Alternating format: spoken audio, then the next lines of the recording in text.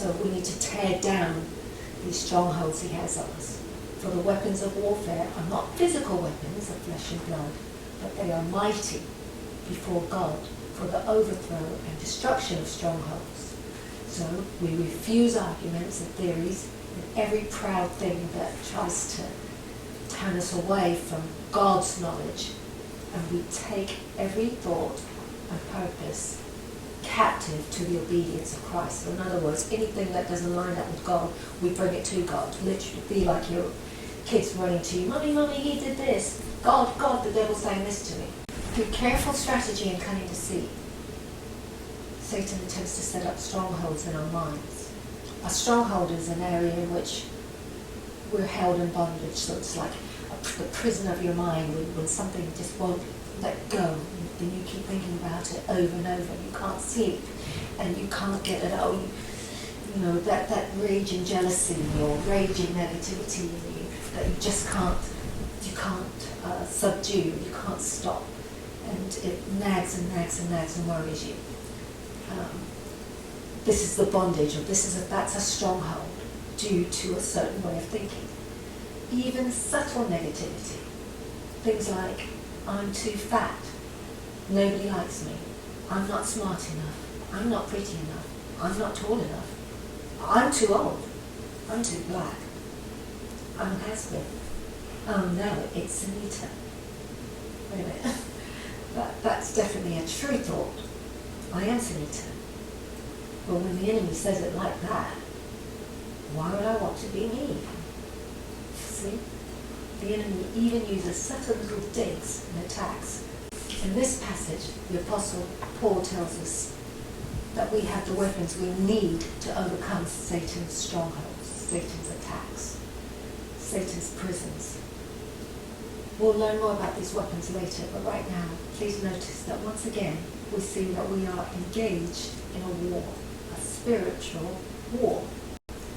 Verse 5 shows us clearly the location of the battlefield where the war happens. The Amplified Bible translation of this verse says that we are to take these weapons and refuse arguments. The devil likes to get us into arguments with it and offer us theories and reasonings and get us thinking all this stuff. Oh yeah, well maybe it's this or maybe it's that. Maybe it's the mind is a battlefield, right? So, summary of the situation. So far we've seen that we are engaged in a war, a battle. Our enemy is Satan. The mind is the battlefield. That the devil works non-stop to try to set up negative thinking in our minds, strongholds. He uses strategies and deceits through well-laid plans and deliberate deception.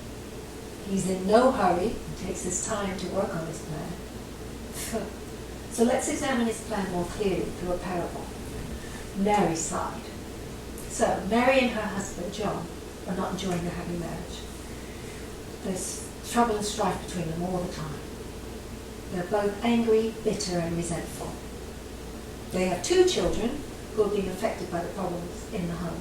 The strife is showing up in their schoolwork and their behavior. One of the children is having stomach problems caused by stress and nerves.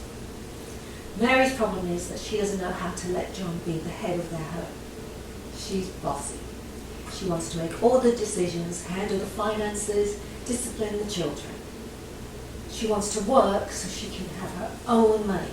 She's independent, loud, demanding, and nagging. So now you may be thinking, I've got her answer. She needs to know Jesus. Guess what? She does know him. Mary received Jesus as her Saviour 5 years ago, 3 years after she and John got married. So you're thinking, you mean there hasn't been a change in Mary since she met Jesus? Well, yeah, there has been a change. She believes she's going to heaven, and even though her bad behavior causes her to feel constant condemnation, she now has hope. Before she met John, she was miserable and hopeless. Now she's just miserable. But Mary knows that her attitude's wrong. She wants to change, and she's had counselling from 2 different people, and she gets in almost every prayer line asking for victory over her anger, rebellion, unforgiveness, resentment and bitterness. But why hasn't she seen some improvement? The answer is found in Romans 12:2. Do not be conformed to this world, fashioned after and adapted to its external superficial customs, but be transformed, changed, by the renewal of your mind, so that you may prove yourself what is good and acceptable in the perfect will of God. Even the thing which is good and acceptable and perfect in His sight for you. So you can see, Mary's got strongholds in her mind. They've been there for years. She doesn't even understand how they got there. She knows she shouldn't be rebellious. She knows she shouldn't be bossy, nagging, etc. But she doesn't know what to do to change her nature. It seems like she just simply reacts in certain situations in an unseemly way because she can't control her action, can't control her temper. So Mary can't control her actions because she doesn't control her thoughts. She doesn't control her thoughts because there are strongholds in her mind that the devil set up early in her life. So you see, Satan begins to initiate his well-laid plans and to sow his deliberate seeds of negativity in your mind at a very young age. In Mary's case, her problem started in her childhood. As a child, Mary had an extremely domineering father who often spanked her just because he was in a bad mood. If she made one wrong move, he would vent his anger on her. For years, she suffered helplessly as her father mistreated her and her mother. He was disrespectful in all his ways towards his wife and his daughter. Mary's brother, however, could do no wrong.